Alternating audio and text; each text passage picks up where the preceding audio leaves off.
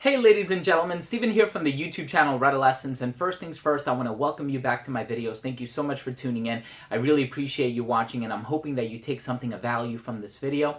And in today's episode, we're going to be going over my top 10 favorite fragrances from the company Parfums Vintage, so stay tuned.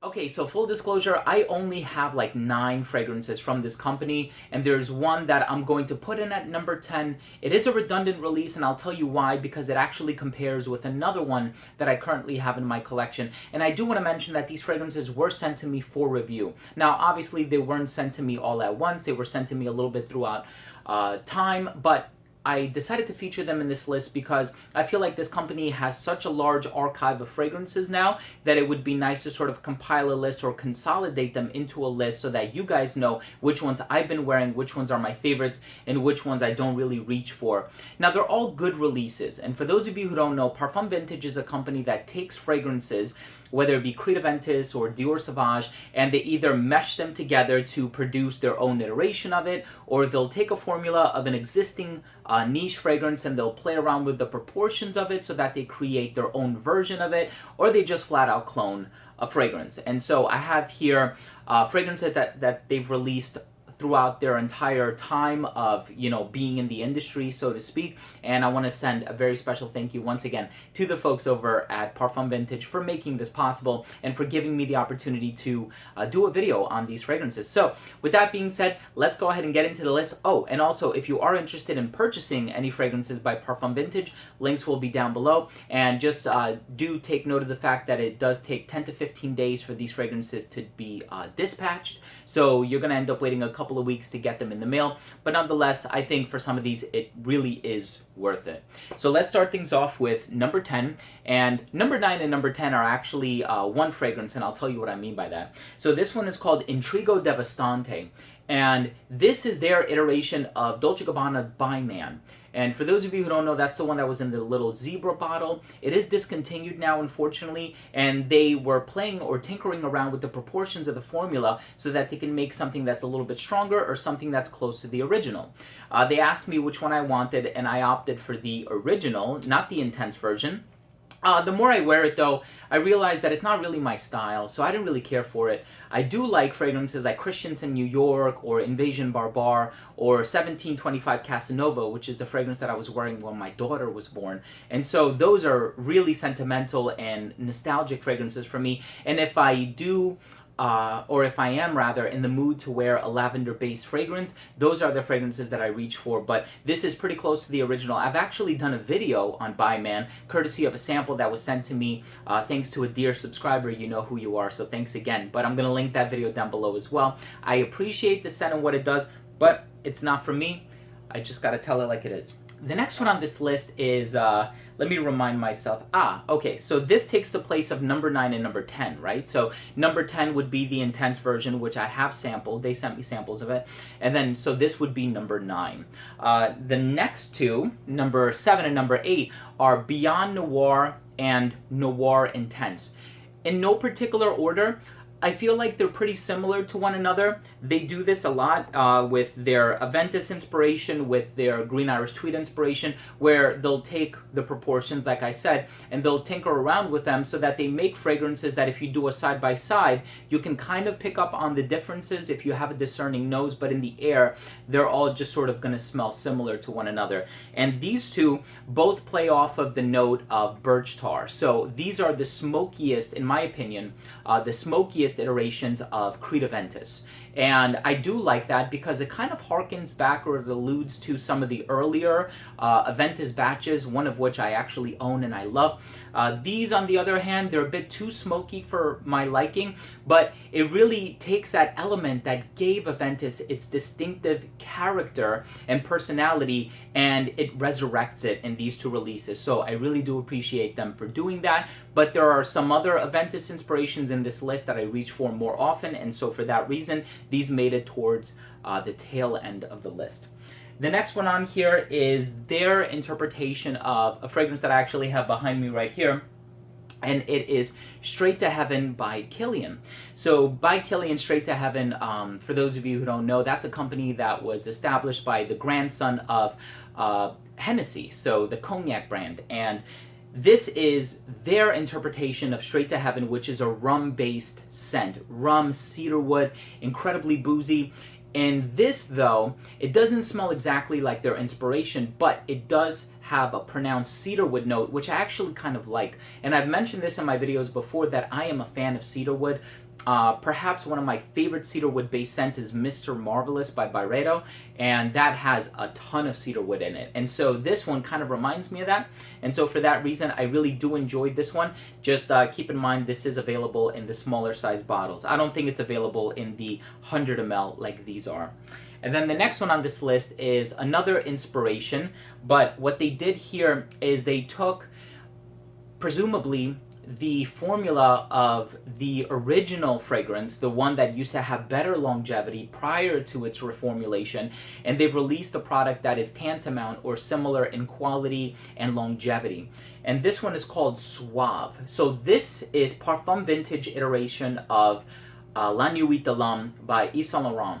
And that fragrance is a cardamom bomb. It's powdery, it's woodsy, it's masculine, and it's a fragrance that has been around for many, many, many years now. I remember even when I got into the fragrance community here on YouTube back in 2012, it was already hyped up. So it's a fragrance that's been talked about interminably throughout the years, but people as of late do complain because of its reformulation, and so people don't really desire to purchase it the way that they once did. But here you have something that will give you that oomph that the newer formulations of La Nuit de l'Homme are kind of missing. So I definitely co-sign Suave. I think it's an excellent release.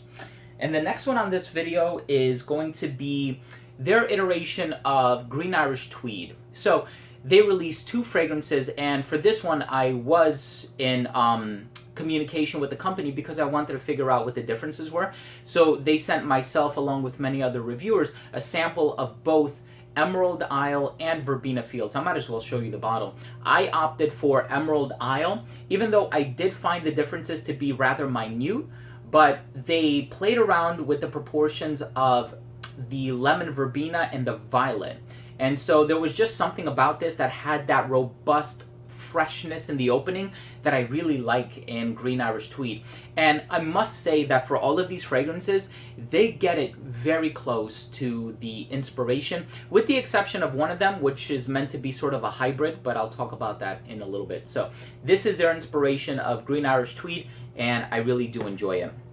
Okay, so now we're getting into the top three, and the number 3 on this list is my favorite Aventus clone that they've done.